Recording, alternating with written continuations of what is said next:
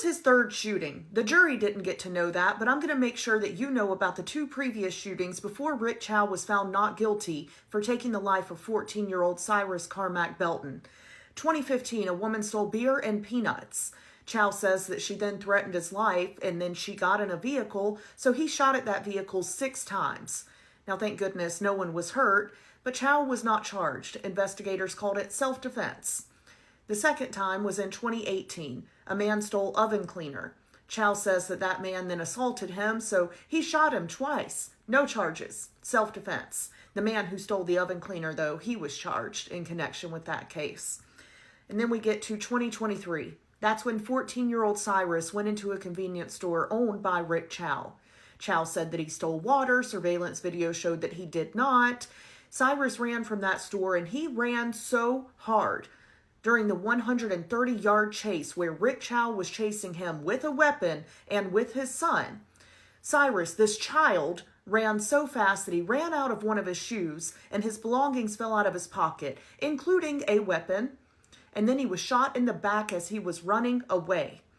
Chow and his son said that Cyrus pointed that weapon at them and that's why Chow fired, but they're the only people who say that. The other witnesses say they never saw anything in Cyrus's hand. And according to the prosecution's experts, Cyrus was shot in the back while he was running away. So how would he have been pointing a weapon that was on the ground that had fallen out of his pocket as he ran for his life? And a lot of people want to say, well, a 14-year-old had a weapon. That's the end of the story. Not guilty for Chow. Having a weapon, no matter what age, does not automatically mean someone gets to take your life. Is it a-okay hunky-dory that a 14-year-old had a weapon?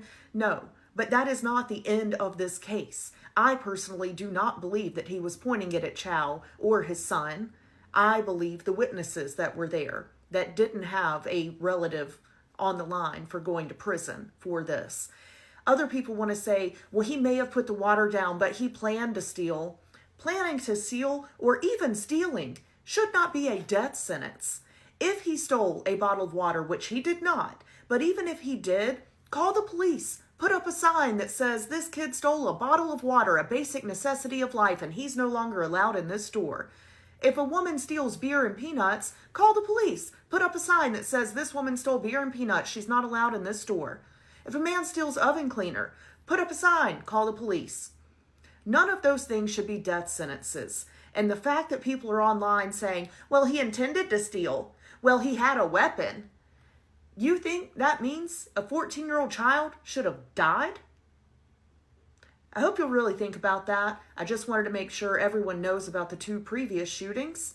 The jury did not, and I have to wonder if that would have changed their opinion. But of course, since they were self-defense and Chow wasn't charged, of course the jury didn't know about it.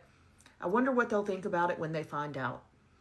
Rest in peace to Cyrus Carmack-Belton.